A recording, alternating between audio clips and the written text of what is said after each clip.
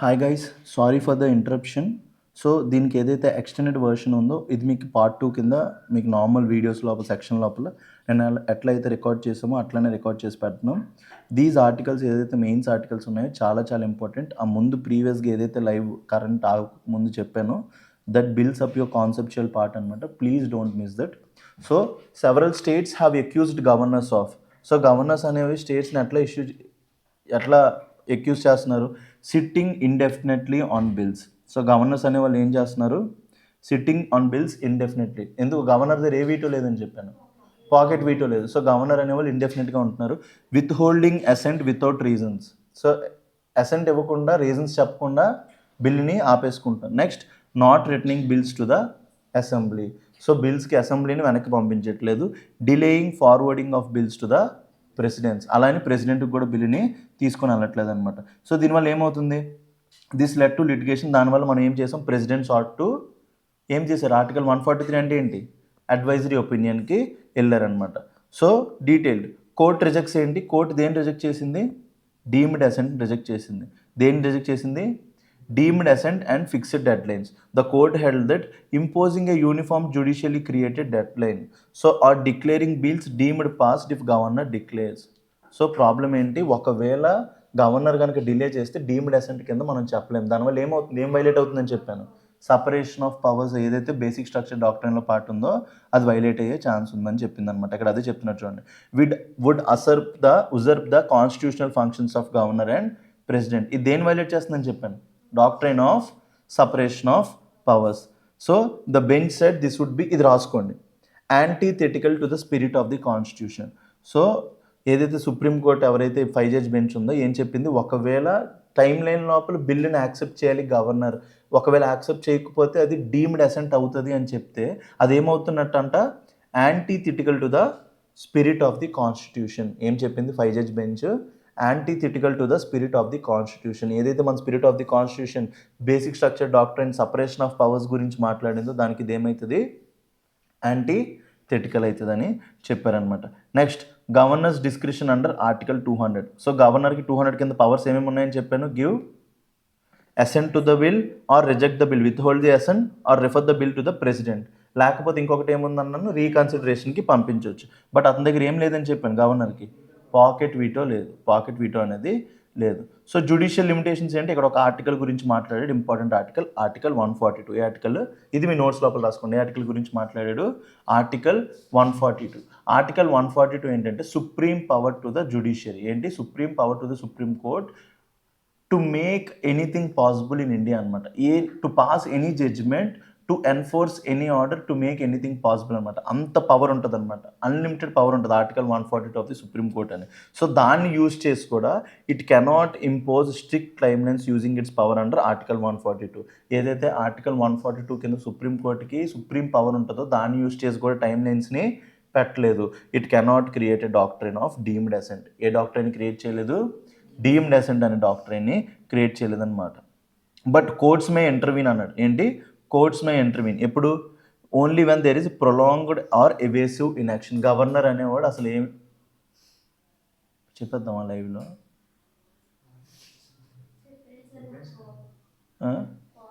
చెప్పేద్దామా? అయితే first article ఎగ్గొట్టేద్దాం. The fast ఇక్కడ ఇది అవ్వదు మరి, ఇంకా ఇది వదిలేద్దాం, సెకండ్ ఆర్టికల్కి వెళ్ళిపోద్దాం.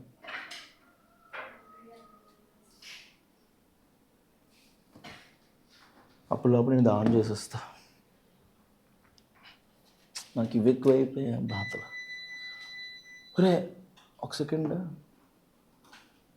లైవ్ సెషన్ ఆగిపోయింది కదా,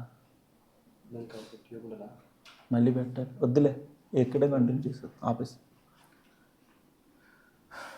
ఓకే, అలాంటి కేసెస్ లోపల ఏం చేయొచ్చు? లిమిటెడ్ మ్యాండమస్ అనేది ఉంటుందన్నమాట. సో దీని గురించి మనం president's role under article 201. President role ఏంటి? President need not seek the supreme court's advisory opinion every time. Supreme court ఎవరైతే ప్రెసిడెంట్ ఉన్నారో సుప్రీం కోర్ట్ అడ్వైజ్ని ప్రతిసారి తీసుకునే అవసరం లేదు. ఓన్లీ క్లారిఫికేషన్ కోసం తీసుకోవచ్చు. సో గవర్నర్ అనేవాడు cannot shift indefinitely on bills మీద కూర్చోడానికి లేదు.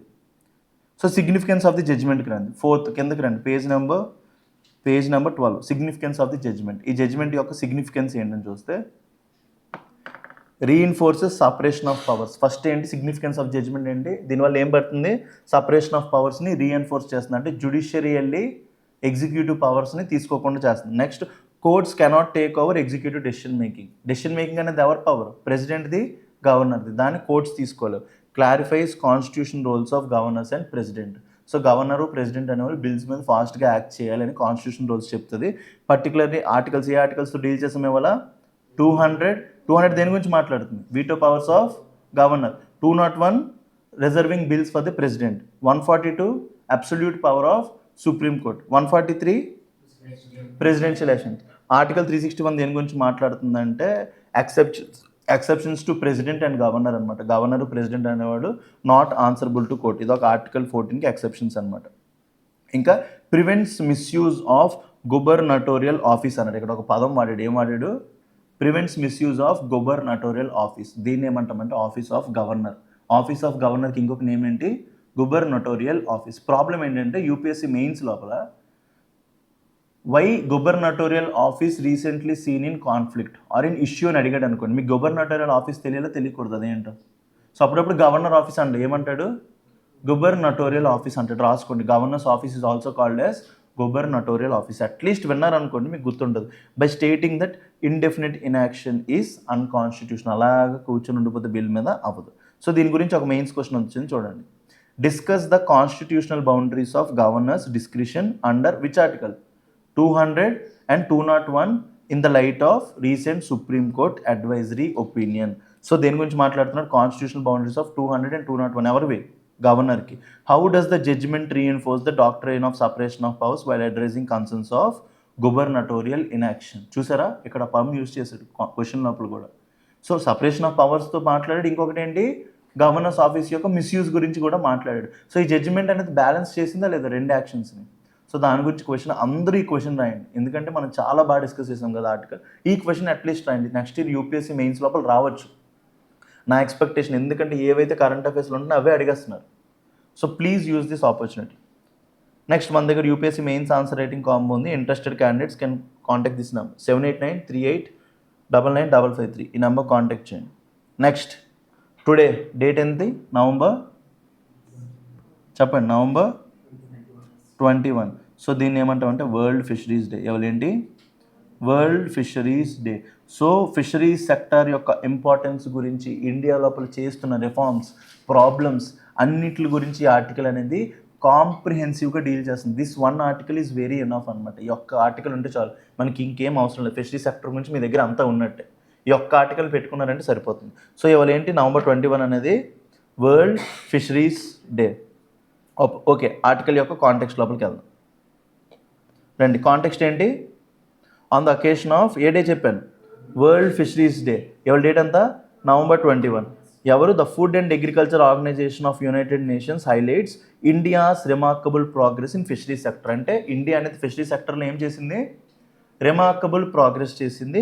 అండ్ ఆక్వాకల్చర్, అందులోపల ఆక్వాకల్చర్, ఫిషరీస్ అనే ఒక పదం మాట్లాడాడు, ఆక్వాకల్చర్ అనే పదం మాట్లాడాడు. అంటే ఈ రెండు డిఫరెంట్ అయితేనే కదా వాడతారు. సో ఫిషరీస్ అంటే ఏంటి, ఆక్వాకల్చర్ అంటే ఏంటి.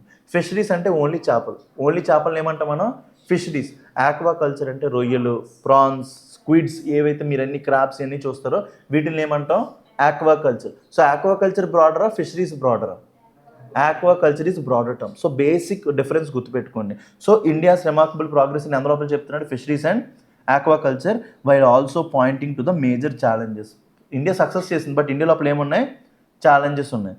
So FAO calls for renewed commitment. ఏమడుతుంది, FAO calls for renewed commitment to India's blue revolution. Blue revolution అంటే ఏంటి, ఏదైతే ఓషన్ సెక్టర్ ఏదైతే ఉంటుందో సీ యొక్క ఎకానమీని ఏమంటాం మనం, బ్లూ ఎకానమీ అంటాం. సో దాంట్లో ఇండియా బ్లూ రెవల్యూషన్ చేయాలంటే గవర్నమెంట్ ఎఫర్ట్స్ అనేవి చాలా ఇంపార్టెంట్. సో అందుకు ఇయర్ థీమ్ ఏంటి, ఈ థీమ్ అనేది చాలా important prelims పర్స్పెక్టివ్లో, mains పర్స్పెక్టివ్లో.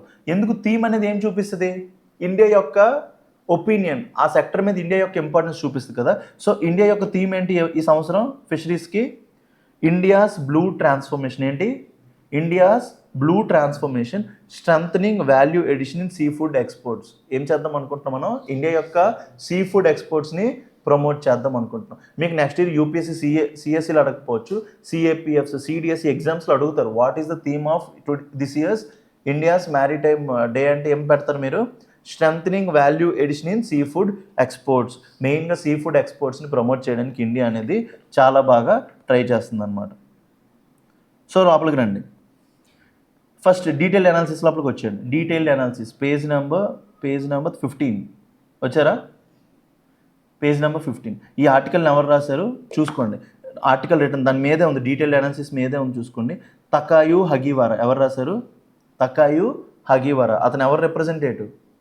Food and agriculture organization representative. Is not a normal person, is representative of food and agriculture organisation.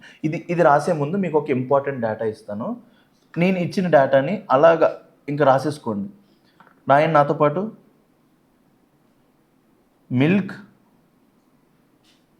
Fish, egg రాయండి. Milk, fish, egg. Milk, fish, egg రాసారా? India's position in milk first. World లోపల India లోపల మనం ఎన్నో ప్లేస్లో ఉన్నాం? Milk లోపల, milk production లోపల ఫస్ట్, ఫిషెస్ లోపల సెకండ్, ఎగ్ లోపల థర్డ్. పాలు, చేప, గుడ్డు. ఏమంటాం దీన్ని? పాలు, చేప, గుడ్డు. మార్నింగ్ లేకనే ఏం కావాలి మీకు? మిల్క్. తర్వాత ఏం తింటారు? ఫిష్ తర్వాత ఎగ్. నార్మల్గా ఎగ్ తింటారు, బట్ మనం ఇప్పుడు మార్చేసాం అనమాట. పాలు, చేప, గుడ్డు గుర్తుపెట్టుకోండి. మిల్క్ ఎన్నో పొజిషన్ మనం వరల్డ్లో? First, fish second, third egg. ఇది ఇంపార్టెంట్ డేటా. ఇది ఏ wise data? India wise data. So ఇప్పుడు మన ఆంధ్రప్రదేశ్లో ఉన్నాం, మనం స్టేట్ పీసెస్ ఎగ్జామ్స్ రాస్తున్నాం కాబట్టి మనకు స్టేట్ పీసెస్ డేటా కూడా రావాలి. సో ఫిష్ అండ్ ఎగ్ ప్రొడక్షన్లో ఏపీ టాప్. ఏంటి? AP tops in which production? Fish and egg production. అది సెకండ్ ఇంపార్టెంట్ పాయింట్. వరల్డ్ లోపల మనం ఫిష్లో ఎన్నో పొజిషన్? సెకండ్. ఎగ్ లోపల third. But AP fish and ఎగ్లో ఎన్నో పొజిషన్? First position. చాలా అంటే చాలా ఇంపార్టెంట్. మీరు అలాగో స్టేట్ పీసెస్ ఎగ్జామ్స్ కూడా రాస్తారు కాబట్టి those persons who are seeing the article చాలా అంటే చాలా ఇంపార్టెంట్. సో ఇప్పుడు రండి డీటెయిల్ అనాలిసిస్ లోపలికి వెళ్ళిపోదాం. India's fisheries sector important. India's fisheries sector importance and challenges లోపలికి వస్తే the sector has grown due to technological innovation. ఈ సెక్టర్ లోపల ఏమైందంట? టెక్నాలజికల్ ఇన్నోవేషన్ జరిగింది, ఇన్స్టిట్యూషనల్ సపోర్ట్ వచ్చింది, ప్రోయాక్టివ్ పాలసీ మెజర్స్ వచ్చాయి. ఈ సెక్టర్ డెవలప్ అవ్వడానికి మూడు థింగ్స్ చేసాం మనం. ఫస్ట్ ఏం చేసాం? Technological innovation. సెకండ్ ఏం చేసాం? ఇన్స్టిట్యూషనల్ సపోర్ట్, అంటే డిఫరెంట్ ఇన్స్టిట్యూషన్స్ ఉన్నాయి సపోర్ట్ చేసి. అండ్ థర్డ్ ఏంటి? ప్రోయాక్టివ్ పాలసీ మెజర్స్, అంటే గవర్నమెంట్ అనేది ఈ సెక్టర్కి సపోర్ట్ చేసింది. డిస్పైట్ ప్రోగ్రెస్ ఈ కొన్ని ఛాలెంజెస్ ఉన్నాయి. ఏంటంటే ఫస్ట్ ఛాలెంజ్ ఏంటి? Over fishing. ఓవర్ ఫిషింగ్ అంటే ఏంటి? అవసరమైన దానికంటే ఎక్కువగా ఫిషెస్ని తీసుకోవడం. Next habitat degradation. Next problem ఏంటి? హ్యాబిటాట్ డిగ్రేడేషన్, అంటే మన ఫిషరీ ఉండే ఏరియాస్ లోపల ఏం కట్టేస్తున్నాం? కన్స్ట్రక్షన్ కట్టేస్తున్నాం. థర్డ్ ఏంటి? Water pollution. వాటర్ పొల్యూషన్ అవుతుందా లేదా? ఇండస్ట్రీస్ నుంచి వాటి నుంచి వెళ్ళిపోతున్నాయి లేదా వేస్ట్ మొత్తం అంతా బీచెస్ లోపలికి. Third climate change. Climate change వల్ల టెంపరేచర్ పెరుగుతుందా తగ్గుతుందా? పెరుగుతున్నప్పుడు ఓషన్ ప్రాబ్లం ఏమవుతుందంటే ఎసిడిఫికేషన్ అయిపోతుంది. ఏమవుతుంది? ఎసిడిఫికేషన్ అవ్వడం అంటే ఏంటి? కార్బన్ డైఆక్సైడ్ కాన్సన్ట్రేషన్ ఇంక్రీజ్ అవ్వడం. ఏమవుతుంది? కార్బన్ డైఆక్సైడ్ కాన్సన్ట్రేషన్ ఏమైపోతుంది? ఇంక్రీజ్ అయిపోతుంది. అంటే ఆక్సిజన్ కాన్సన్ట్రేషన్ తగ్గిపోతుంది. ఆక్సిజన్ తగ్గిపోతే ఫిషెస్ బతుకు. సో అర్థమైంది climate change effect. And weak traceability systems. Next ఏంటి?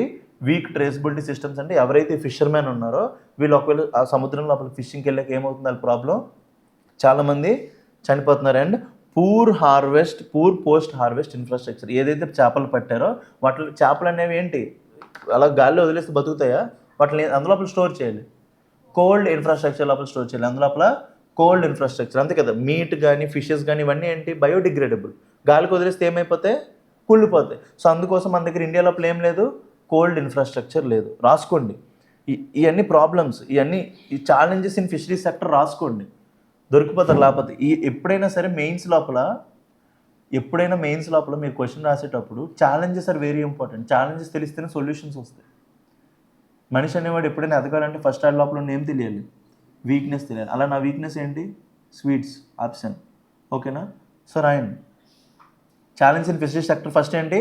Over fishing. సెకండ్ ఏంటి? Habitat degradation. Third water pollution. Fourth climate change పక్కన రాసుకోండి. Ocean acidification, decrease in carbon dioxide concentration, weak traceability system. And last post harvest infrastructure, అంటే ఏంటి? Lack of cold chain. ఇవన్నీ ఏంటి? Normal ఫిషెస్కి. ఇంకా next మన ఇండియా లోపల చేపలు పట్టే వాళ్ళు బాగా డబ్బులు ఉన్న వాళ్ళు, డబ్బులు లేని వాళ్ళని ఏమంటాం మనం? Small scale fisherers. వాళ్ళని ఏమంటాం మనం? స్మాల్ స్కేల్ ఫిషర్స్ అంటాం. వాళ్ళకి ప్రాబ్లమ్స్ ఏంటి? లోన్స్ వస్తాయి వాళ్ళకి రావు. ఫస్ట్ ఏంటి? ఫినాన్స్. నెక్స్ట్ వాళ్ళు బోట్లు, కాస్ట్లీ బోట్లు లేకపోతే నార్మల్ బోట్సా? Normal wooden boats. అందుకే టెక్నాలజీ ప్రాబ్లం. థర్డ్ ఏంటి? మార్కెట్స్. వాళ్ళు అమ్మే ప్రొడక్ట్స్కి మార్కెట్స్ ఉండదు. ఈ మూడు ఫిషర్స్, ఎవరైతే ఫిషర్మెన్ ఉంటారో వాళ్ళ ప్రాబ్లం. ఒకటి ఫిషెస్లో ప్రాబ్లం చూసాం, ఇంకొకటి ఏంటి? ఫిషర్మెన్ ప్రాబ్లం చూసాం. ఈ రెండింటిని కలిపేసి గవర్నమెంట్ ఏం చేయాలి? ఇన్స్టిట్యూషనల్ మెజర్స్ సపోర్ట్ తీసుకొని రావాలి. క్లియరా? ప్రాబ్లమ్స్ క్లియరా? ఛాలెంజెస్. సో ఇక్కడ ఇంపార్టెంట్ డేటా ఇచ్చాడు, చాలా అంటే చాలా ఇంపార్టెంట్ డేటా, రాసుకోండి. గ్లోబల్ క్యాప్చర్ ఫిషరీస్ ఎంత? ఫిషెస్ సంవత్సరంలో ఎంత పెట్టారు? 2022లో 92.3 మిలియన్ టన్స్. 2022లో ఎంత మిలియన్ టన్స్ పెట్టాం? 92.3 మిలియన్ టన్స్. ఆక్వాకల్చర్ మొత్తం ఎంత? ఫిషరీస్ ఎక్కువ, ఆక్వాకల్చర్ ఎక్కువ అని చెప్పాను. ఆక్వాకల్చర్ ఎంత పెట్టారు? 130.9 మిలియన్ టన్స్. ఎంత? 130.9 మిలియన్ టన్స్. ఇండియాస్ కంట్రిబ్యూషన్ ఎంత అందులోపల?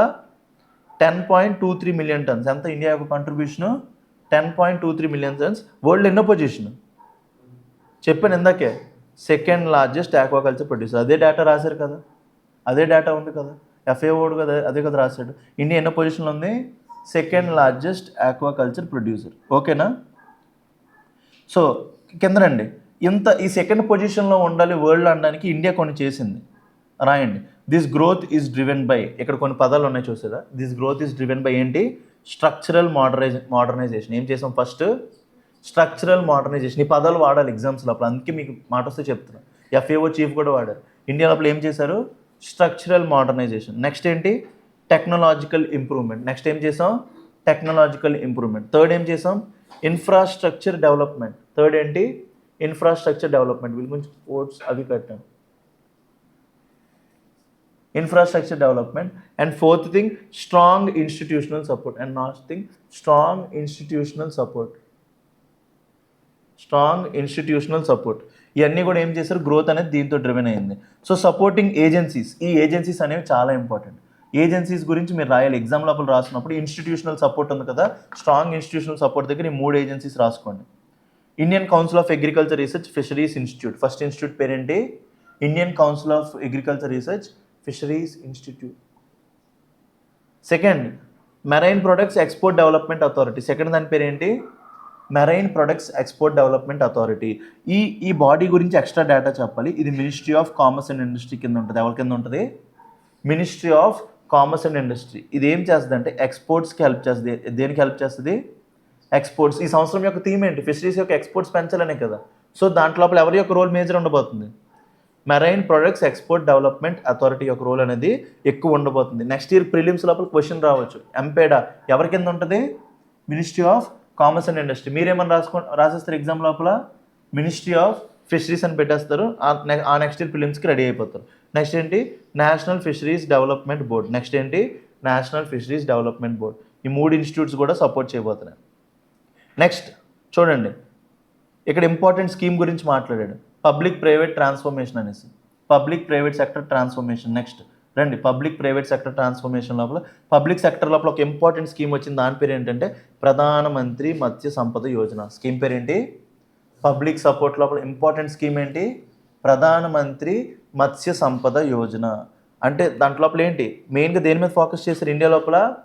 Inland and brackish water aquaculture. Inland అంటే మన దగ్గర చేపల చెరువులు ఉంటాయి లేదా, భీమవరం, తూర్పుగోదావరి, వెస్ట్ గోదావరి, నెల్లూరు లోపల కూడా ఎక్కువ ఉంటాయి. చేపల చెరువులు అనేవి ఊర్ల లోపలే పెడుతుంటారు. అందుకేంటి? Inland and brackish water. Fisheries అనేవి ఓన్లీ సముద్రంలో ఉన్నారు. ఎక్కడ కూడా దొరుకుతాయి?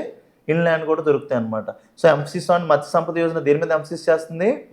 Inland and brackish water. అంటే సముద్రంలో చేపలు యాజ్ వెల్ యాజ్ సముద్రం మన ఇండియా టెరిటరీ లోపల పండించే హార్ట్లాండ్ లోపల పండించే ఫిషెస్ గురించి కూడా ఆలోచిస్తుంది. సో మీకు నెక్స్ట్ ఇయర్ యూపీఎస్సీ ప్రిలిమ్స్లో క్వశ్చన్ రావచ్చు.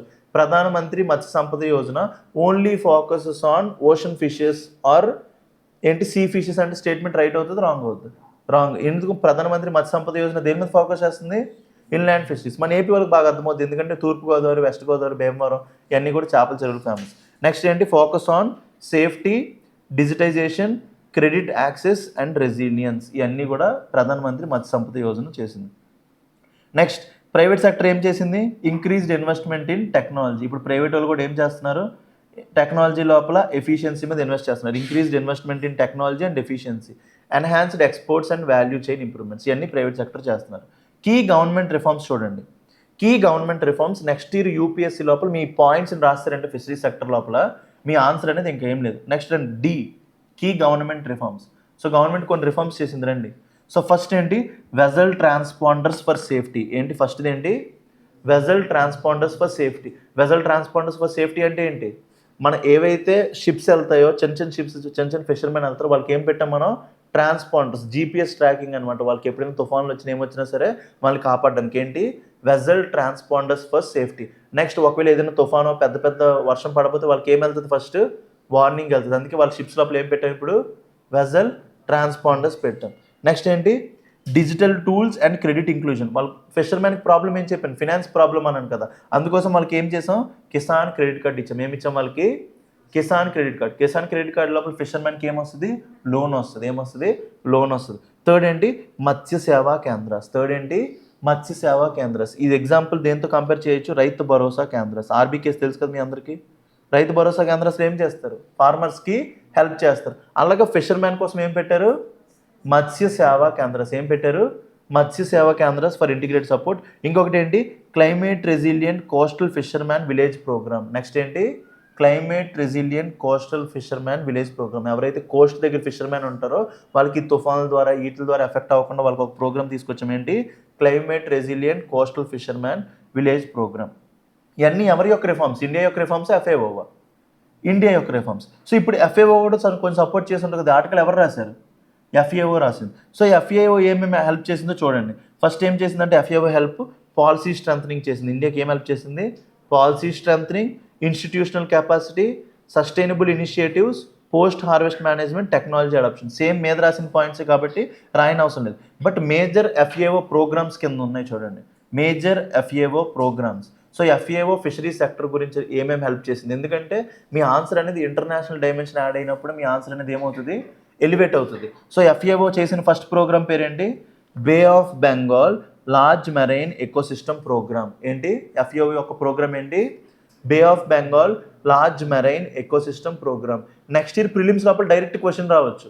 Bay of Bengal large marine ecosystem programme ఈ స్పాన్సర్డ్ బై ఎవరని అడగవచ్చు ఎఫ్ఏఓ లేకపోతే యుఎన్ఈపి యుఎన్డిపి ఎవరో ఒకరు అడగవచ్చు. మీరు ఏమని పెట్టాలి answer FAO bay of Bengal large marine ecosystem program. ఇది ఎవరికి సపోర్ట్ చేయడానికి స్మాల్ స్కేల్ ఫిషరీస్కి గవర్నెన్స్కి వాటిని సపోర్ట్ చేయడానికి. నెక్స్ట్ ఏంటి నెక్స్ట్ ఇంపార్టెంట్ ప్రోగ్రామ్ ఏంటి technical cooperation programme. Next important programme ఏంటి థర్డ్ ప్రోగ్రామ్. అన్నీ రాయకూడదు ఏమేమి ఇంపార్టెంట్ ఎగ్జామ్కి అవే రాసుకోవాలి. ఫస్ట్ ఏంటి Bay of Bengal large scale marine programme. Next ఏంటి టెక్నికల్ కోఆపరేషన్ ప్రోగ్రామ్. నెక్స్ట్ ఏంటి టెక్నికల్ కోఆపరేషన్ ప్రోగ్రామ్. ఈ టెక్నికల్ ప్రోగ్రాంలో ఏం చేస్తున్నాం improve fishing ports and harbours. ఏం ఇంప్రూవ్ చేయడానికి ఫిషింగ్ పోర్ట్స్ అండ్ హార్బర్స్. మనం ఏవైతే పోర్ట్స్ హార్బర్స్ ఉన్నాయో వాటిని ఏం చేద్దాం అనుకుంటున్నాం ఇంప్రూవ్ చేద్దాం అనుకుంటున్నాం. సో ఇందులోపల చూడండి జక్కువా port in Gujarat.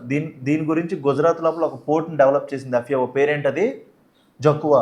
Next year UPSC prelims లోపల రావచ్చు Jakhau port in which state అని రావచ్చు. ఎందుకు ఇది కరెంట్ అఫైర్స్లో ఉందా లేదా. ఈ ఆర్టికల్ చదివిన ఎవరైతే యూపీఎస్సీ ప్రిలిమ్స్ సెంటర్ పేపర్ ఉంటాడో అతను ఏం చేయొచ్చు జక్కువా పోర్ట్ కేరళ అని ఇవ్వచ్చు. జక్కువా పోర్ట్ ఎక్కడ ఉంది గుజరాత్. మీరు అందరూ మెయిన్ పోర్ట్స్ చదువుతారు ఇలాంటి పోర్ట్స్ వదిలేస్తుంటారు. జక్కువా పోర్ట్ మెయిన్గా దేని గురించి డెవలప్ చేశారు హార్బర్స్ కోసం ఫిషింగ్ని హ్యాండిల్ చేయడం కోసం. ఓకేనా అలాగే మనం మెయిన్స్ ఆర్టికల్స్ని చదవాలి. ఓకేనా Jakhau port in Gujarat. So దాన్ని డెవలప్ చేశారు.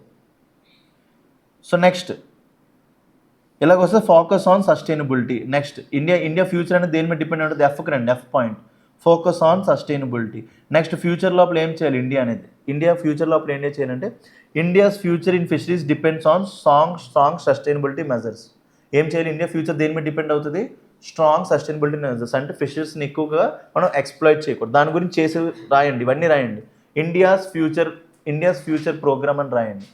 లేకపోతే వే ఫార్వర్డ్ అని పెట్టేసుకోండి డైరెక్ట్గా వే ఫార్వర్డ్ ఎఫ్ పాయింట్ అవును ఎఫ్ పాయింట్ వే ఫార్వర్డ్ అని పెట్టేసుకోండి చాలు. ఫస్ట్ ఏంటి science based stock assessments. First ఏం చేయాలి science based stock assessments. Stock ఏదైతే ఉందో మనం దేని బేస్ మీద చూడాలి సైన్స్ బేస్డ్. నెక్స్ట్ ఏంటి monitoring control and surveillance to tackle IUU అన్నాడు. సెకండ్ పాయింట్ చాలా important IUU. Recently seen in news what is IUU అని అడుగుతాడు. ఏమడుగుతాడు ఐయుయు అంటే ఇల్లీగల్. ఐ అంటే ఫస్ట్ ఏంటి ఐ అంటే ఇల్లీగల్. సెకండ్ యు అంటే అన్రిపోర్టెడ్. అండ్ లాస్ట్ యూ అంటే అన్రెగ్యులేటెడ్. సో ఐయుయు అంటే దేనికి సంబంధించింది? ఫిషరీస్కి సంబంధించి. ఇప్పుడు ఏ ఫిషింగ్ ఎక్కువైపోతుంది? Illegal fishing, unreported fishing, unregulated fishing. నచ్చినంత ఫిషరీస్ని దోచేసుకుంటున్నారు అనమాట. సో దీనివల్ల సస్టైనబుల్ అవుతుందా? అవ్వట్లేదా? అవ్వట్లేదు. ఐయుయు అనేది చాలా ఇంపార్టెంట్. మీ మెయిన్స్ ఆన్సర్ రైటింగ్ లోపల ఈ పదం పడాలి. ఐయుయు లోపల ఐ అంటే ఏంటి? ఫస్ట్ ఐ అంటే ఏంటి? ఇల్లీగల్. సెకండ్ యూ అంటే అన్రిపోర్టెడ్. థర్డ్ యూ అనేది అన్రెగ్యులేటెడ్. నెక్స్ట్ ఏంటి? Strength and certification and traceability. ఏంటి? Strength and certification and traceability. దీని గురించి మనం ఏం చెప్పాను? ఒక అథారిటీ చెప్పాను. ఎక్స్పోర్ట్స్ని ప్రమోట్ చేయడానికి ఒక అథారిటీ ఉంది. పేరేంటి? Marine products export development authority. So certification ద్వారా ఏమవుతుంది? ఎక్స్పోర్ట్స్ ప్రమోట్ అవుతాయి. నెక్స్ట్ ఏంటి? Digital tools for governance improve చేయడానికి ఏం పెట్టాలి? Digital tools. నెక్స్ట్ ఏంటి? రెసిలియన్స్ టు క్లైమేట్ చేంజ్ వల్ల రెసిలియన్స్ తీసుకొని రావాలి. సపోర్ట్స్ టు స్మాల్ హోల్డర్స్ అంటే ఫిషర్మెన్, స్మాల్ ఫిషర్మెన్కి హెల్ప్ చేయాలి. And ecosystem based management. And global market లోపల కాంపిటేటివ్నెస్ లోపల మనం ఫోకస్ చేయాలి. చాలా బాగుందో లేదా ఆర్టికల్? ఫిషరీస్ అనేది చాలా కవర్ అయింది. నాకు ఒకవేళ బోర్డు ఉండుంటే ఇంకా బాగా ఎక్స్ప్లెయిన్ చేద్దును, బట్ మనకి లిమిటేషన్ ఎక్కడి వరకే ఉంది. సో ఇక్కడ చూడండి, కన్క్లూజన్ అనేది పెట్టుకోండి. కన్క్లూజన్ మీ క్లైమాక్స్లో పెట్టేసాం. Direct conclusion. ఇంకా ఫిషరీస్ గురించి ఇదే మీ దగ్గర ఇంకేం రాయొద్దు. నేను ఏదైతే నోట్స్ ప్రొవైడ్ ఇప్పుడు ఏదైతే ఆర్టికల్ డీల్ చేసామో అదే కన్క్లూజన్ పెట్టుకోండి. India's blue revolution is strong. దేనివల్ల చెప్తున్నాం? అది వరల్డ్ లోపల ఎన్నో పొజిషన్ ఉన్నాం? Second position. But the next leap requires sustainable, inclusive and ecosystem based growth. ఇది మీ కన్క్లూజన్ ఉండాలి ఫిషరీ సెక్టర్ దగ్గర. ఏముండాలి? India's blue revolution is strong, but next leap అంటే ఏంటి? Next move requires sustainable, inclusive and ecosystem based growth మీద focus చేయాలి. చూడండి, ఓకేనా? ఫిషరీ సెక్టర్ మొత్తం క్లియరా? ఓకేనా? ఫిషరీ సెక్టర్ మొత్తం క్లియరా? సో దీని మీద mains question. India has emerged as a major global player in fisheries and aquaculture, yet sustainability challenges remain central and sustainability problems ఉన్నాయి. Discuss in the context of recent government reforms and FAO supported initiatives. రాయగలరా లేదా question? Next third question, third article. ఇక్కడ నుంచి prelims నేను చెప్పుకుంటూ వెళ్ళిపోతాను, మీరు important points note down చేసుకోండి. Context ఏంటి? US state department has approved a possible sale of. ఇక్కడ 2 మిసైల్స్ గురించి మాట్లాడుతున్నాడు, వాటి గురించి చెప్తాను. మిసైల్ పేరు ఏంటి? Javelin missiles and Excalibur projectiles. ఏంటి? Excalibur projectiles related equipment to India worth of $92.8 million. India అనేది జావలిన్ మిసైల్స్, ఎక్సాకాలిబర్ ప్రాజెక్టైల్స్ ఇంకా అదర్ ఎక్విప్మెంట్ ఎంత పెట్టి కొందాం అనుకుంటున్నాం యుఎస్ నుంచి? $92.8 million. This comes at a time when India US trade tensions are easing. ఏమవుతుంది? మీకు ఏం చెప్పాను? యుఎస్ మనం రష్యా నుంచి ఆయిల్ తగ్గించుకుంటున్నాం, పెంచుకుంటున్నామా? తగ్గిస్తున్నాం. నిన్నే ఆర్టికల్ చదివాం. సో అందుకోసం యూఎస్ మనకి ఏం చెప్తానంటుంది? ఎక్కువగా మిసైల్స్ అవిస్తాయి అనమాట. And both countries are moving forward diplomatically and economically. So ఈ సేల్ని ఎవరు కన్ఫర్మ్ చేశారంట? US defence security cooperation agency. ఎవరు ఈ సేల్ని డిక్లేర్ చేశారు? US defence security cooperation agency. ఎందుకంటే అదే చూసుకుంటుంది to the US Congress. So US defence security cooperation agency ఏదైతే ఉందో అదే చూసుకుంటుంది sale of defence equipments in the US అనమాట. సో దిస్ డెవలప్మెంట్ వల్ల బెనిఫిట్స్ ఏంటి? Strengthening India US strategic partnership. ఇండియాకి యూఎస్కి ఏమవుతుంది? స్ట్రాటజిక్ పార్ట్నర్షిప్ పెరుగుతుంది. Signalling confidence building measures. మన ఇద్దరి మధ్య ఏం పెరుగుతాయి? కాన్ఫిడెన్స్ బిల్డింగ్ మెజర్ పెరుగుతుంది. ఇంకా నెక్స్ట్ ఇండియాకి యూఎస్కి ఇప్పటి వరకు ఫ్రీ ట్రేడ్ అగ్రిమెంట్ లేదు, దానికి ఒక మెట్టు లాగా, ఒక స్టెప్ లాగా అవుతుంది India's growing defence modernization. So ఇక్కడ మిసైల్స్ గురించి రాసుకుందాం రండి. సో డైరెక్ట్గా కిందకు వచ్చేసేయండి. జావలిన్ మిసైల్ అనేది ఏంటి? ఫస్ట్ ఎగ్జామ్కి చాలా ఇంపార్టెంట్. ఆ డబ్బులు మనకు అవసరం లేదు. కింద ఒక బాక్స్ పెట్టాం చూడండి, బాక్స్ పెట్టాం మీకోసం. కింద ఒక బాక్స్ ఉంది, బాక్స్ కనబడిందా? ఫస్ట్ జావలిన్ మిసైల్ రాయండి.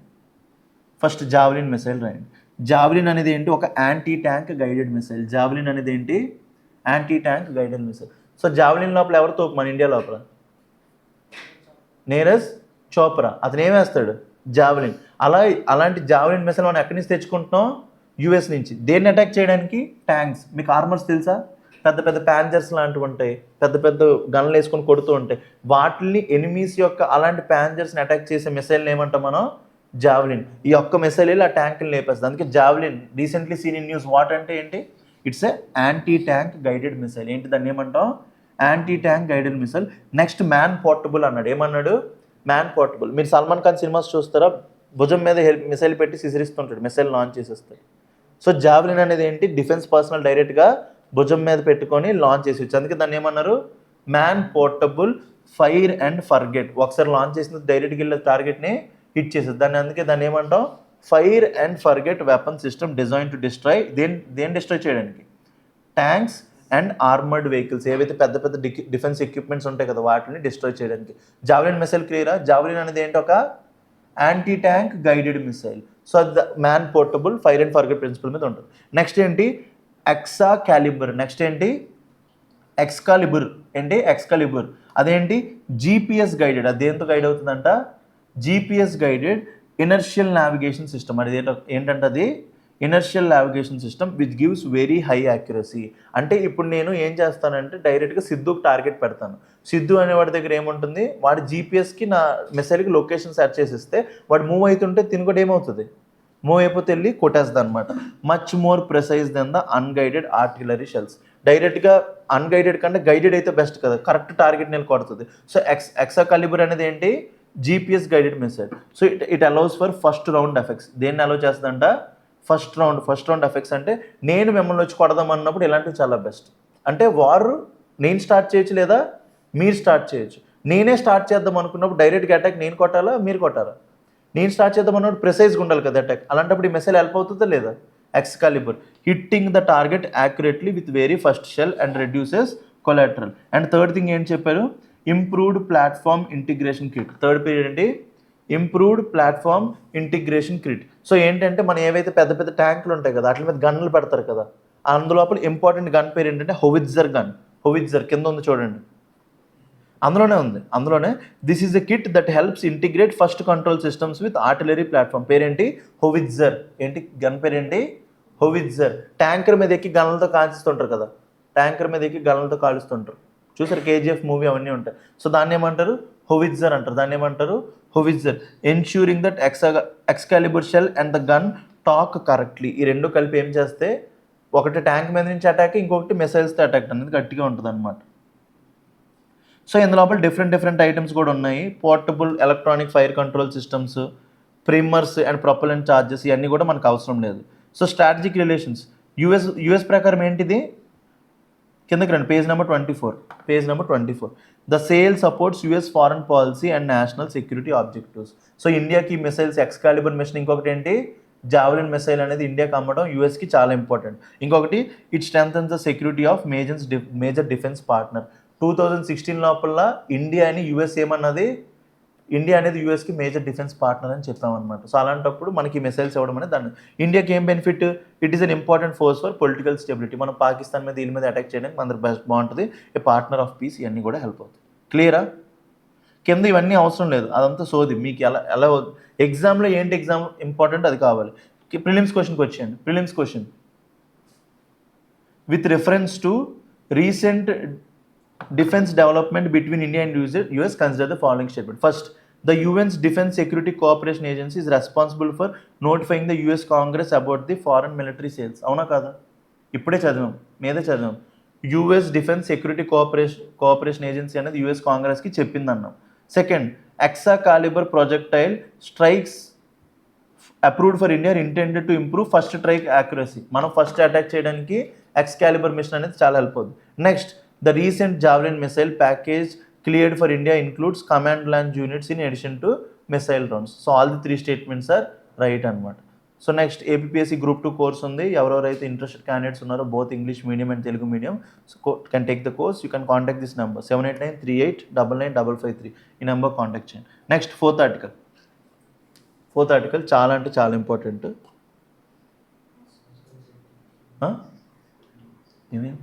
ఫోర్త్ ఆర్టికల్కి రండి. ఏ 2-day joint coastal security exercise. పేరేంటి, డైరెక్ట్గా అడగచ్చు. ఏ 2-day joint coastal security exercise పేరేంటి, సాగర్ కవచ్. డైరెక్ట్గా అడుగుతాడు క్వశ్చన్, ఏంటి, Sagar Kavach has began in Cuddalore and Villupuram districts of Tamil Nadu. డైరెక్ట్గా రాసుకోండి.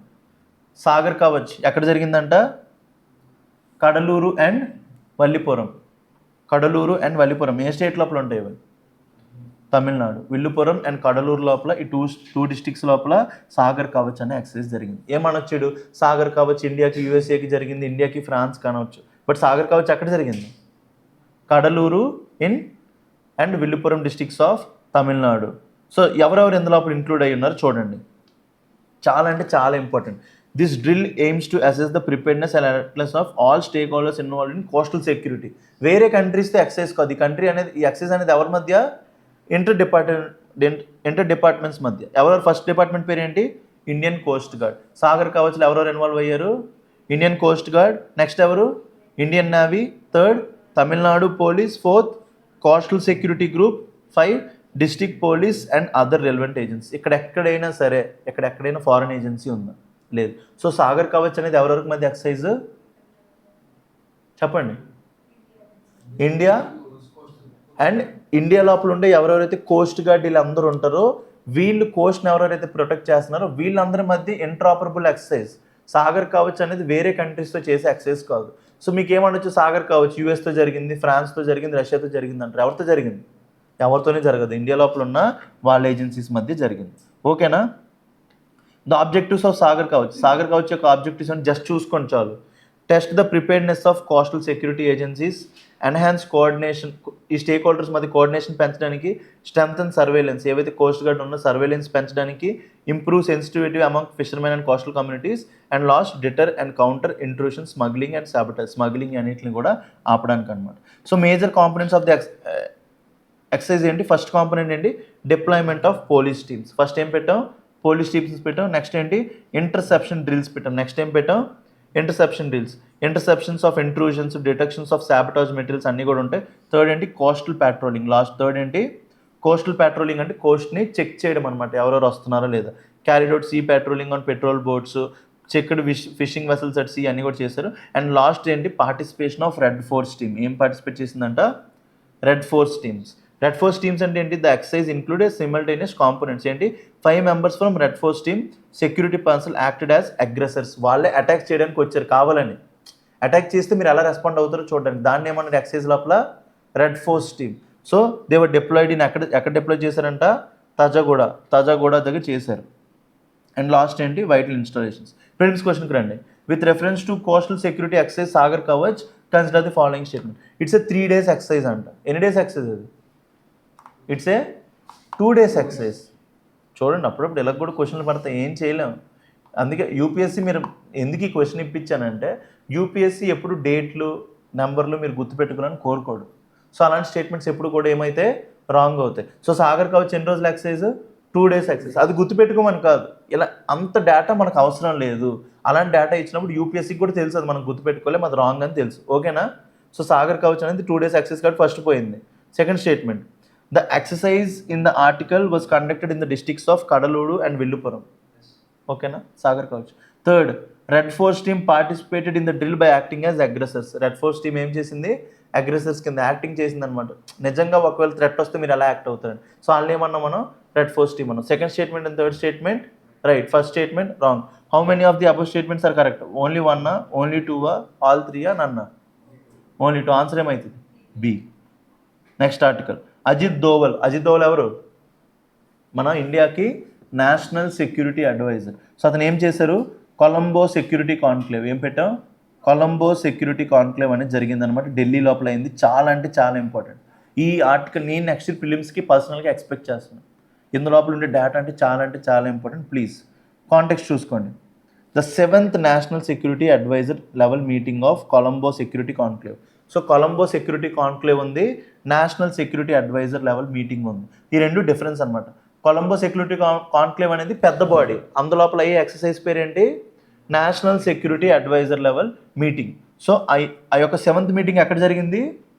న్యూఢిల్లీ. ఎక్కడ జరిగింది? న్యూఢిల్లీ. మీకు ఏమంటాడంటే it is held in Sri Lanka, Seychelles అంటాడు. ఎక్కడ జరిగింది ఈ సంవత్సరం? న్యూఢిల్లీ. ఎవరు హోస్ట్ చేశారు? ఇండియా కాబట్టి ఇండియాస్ యొక్క నేషనల్ సెక్యూరిటీ అడ్వైజర్ ఎవరు? అజిత్ దోవల్. క్లియరా? మనకేముంది? కొలంబో సెక్యూరిటీ కాన్క్లేవ్ ఉంది, అందులోపల ఒక మీటింగ్ జరిగింది. పేరేంటి? 7th national security advisor level meeting. ఎక్కడ జరిగింది? ఢిల్లీ లోపల అయింది. సో ఇందులోపల ఇంపార్టెంట్ విషయాల గురించి మాట్లాడాం. What is this meeting about అంటే సెకండ్ పాయింట్కి రండి. ఈ మీటింగ్ లోపల ఏమేమి ఉన్నాయంటే ప్రతిదీ కూడా డీల్ చేస్తాను. A comprehensive review of regional security in the Indian ocean region. దేని గురించి రివ్యూ చేయడానికి? A comprehensive review of regional security, Indian ocean లోపల రీజనల్ సెక్యూరిటీ గురించి ఇది. Next a call for cooperation under 5 pillars of Colombo security conclave. Colombo security కాన్క్లేవ్కి 5 pillars ఉంటాయంటే అవి చూసుకోవడానికి participation of national security advisers and senior security officials and members of partner countries.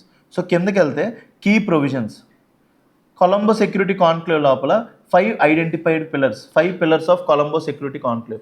Next year mains లోపల కూడా question రావచ్చు, what are the pillars of Colombo security conclave అంటే first చూడండి, first pillar ఏంటి, maritime safety and security. First pillar of Colombo security conclave ఏంటి, maritime safety and security. ఏదైతే Indian ocean లోపల ఏముండాలి, మెరిటైమ్ సేఫ్టీ అండ్ సెక్యూరిటీ ఉండాలి. సెకండ్ ఏంటి, countering terrorism and radicalisation. Second ఏంటి, కౌంటరింగ్ టెర్రరిజం అండ్ రాడికలైజేషన్. మన area లోపల ఎక్కువ ఏముంటుంది, టెర్రరిజం, రాడికలైజేషన్. రాడికలైజేషన్ అంటే వీళ్ళందరినీ కూడా టెర్రరిజం లోపలికి మార్చడం.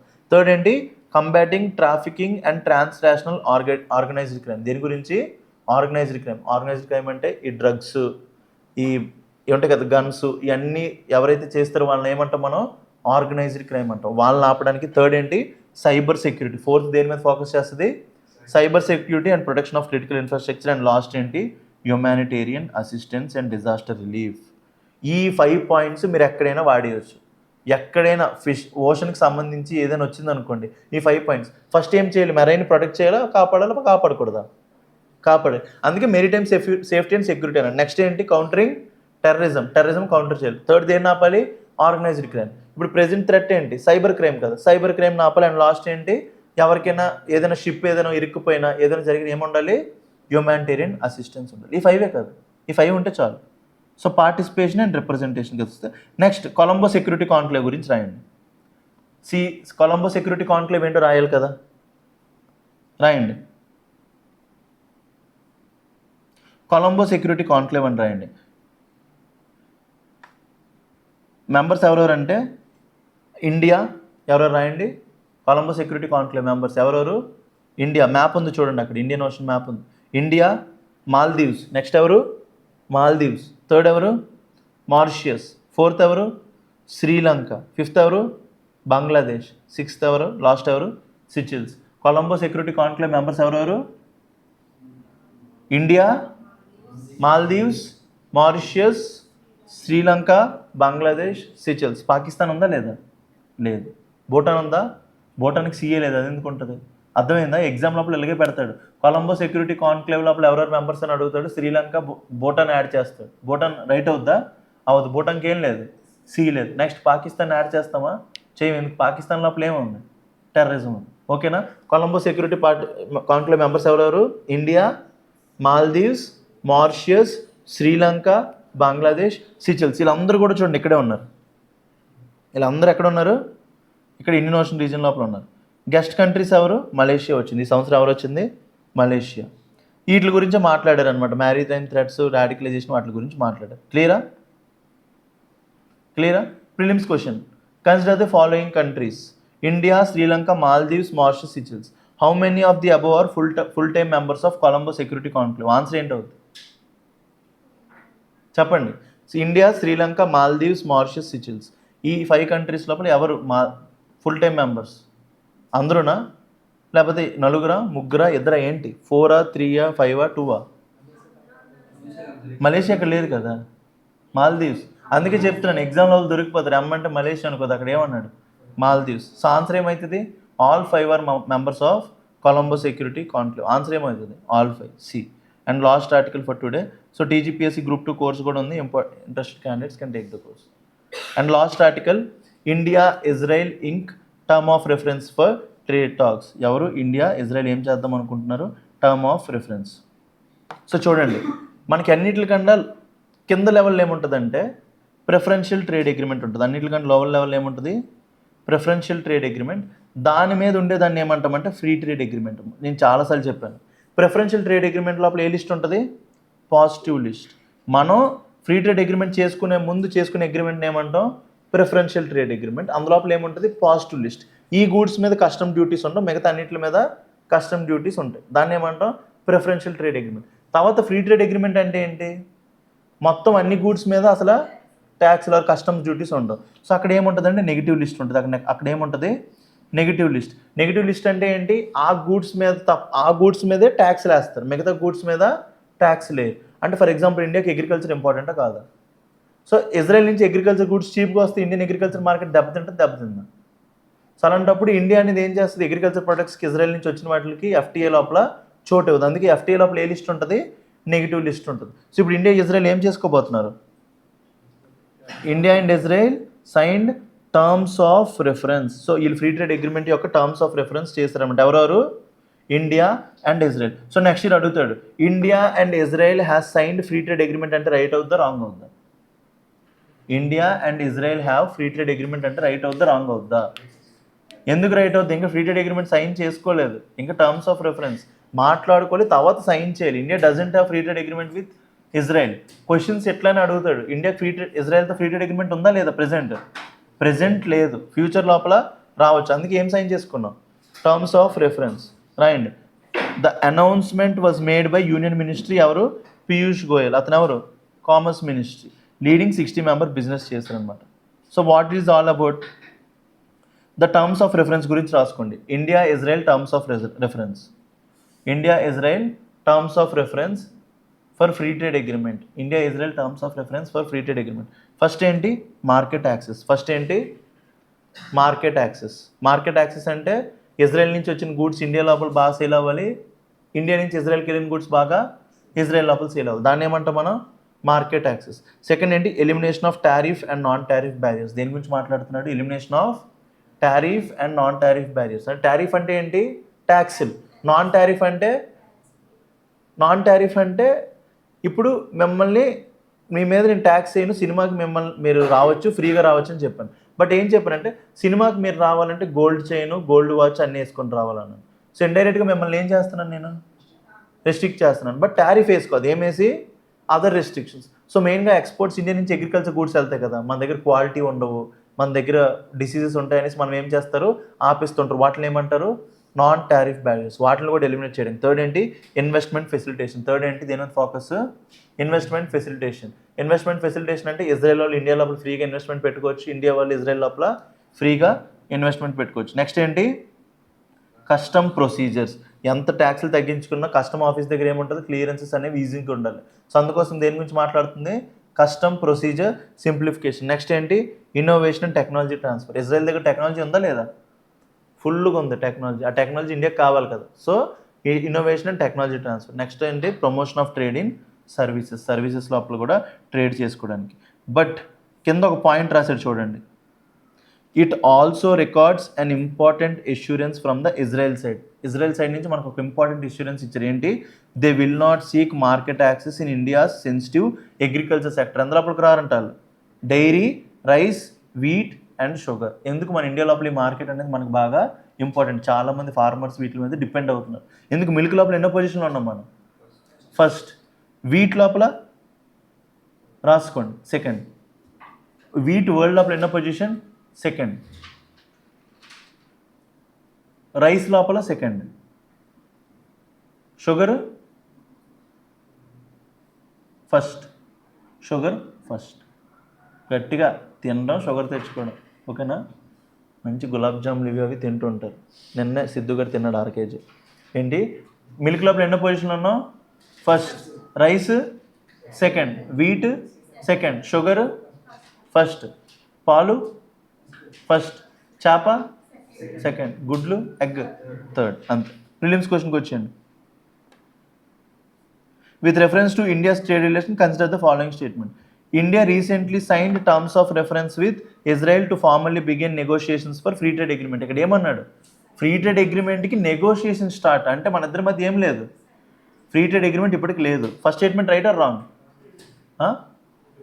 Right. India recently signed terms of reference with Israel to formally begin negotiations. Free trade agreement గురించి మాటలు, ఒప్పందాలు, దాన్ని ఏమంటాం మనం, నెగోషియేషన్స్. కొంచెం ఇంప్రూవ్ అవ్వాలి English. So first statement is right. Second, the terms of reference includes provisions related to market access, investment, custom simplification. Right or wrong, right. Third, Israel has agreed not to seek market access in certain agriculture sensitive sectors. Dairy, rice, వీటి లోపలికి రాను. So answer ఏమైంది, 3. All the 3 statements are right. Answer ఏమవుతుంది, C. So చూసారు కదా, మొత్తం కాంప్రిహెన్సివ్గా అన్ని ఆర్టికల్స్ డిస్కస్ చేసాం. Sorry very much. నేను కూడా చాలా ఇంట్రెస్టెడ్ మీకు ఎవరైనా ఫిషరీస్ గురించి చెప్పడానికి చాలా పంప్డ్ అయిపోయి వచ్చా. నా దగ్గర ఇంకా చాలా డేటా ఉంది చెప్దాం అనుకున్నా, బట్ ప్రాబ్లం ఏమైపోయింది, మన దగ్గర కరెంట్ పోవడం వల్ల, పవర్ కట్ ఇష్యూ వల్ల మీకు కరెక్ట్గా చేయలేకపోయాం. So those candidates who have missed the session, మీ అందరూ కూడా ఈ రికార్డెడ్ వర్షన్ చూడండి.